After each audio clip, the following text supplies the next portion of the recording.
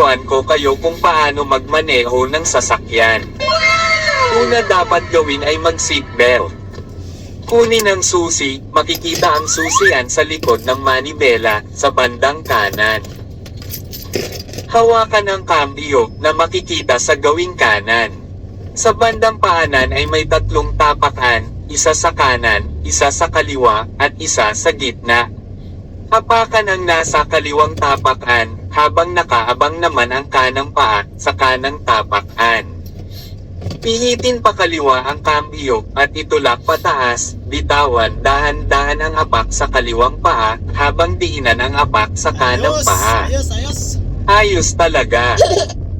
Paano Para bumilis, tapakan mo pa ang tapakan sa kanan. Paano huminto? Para naman matuto na magpreno, abangan ang part 2 ng video na ito next week.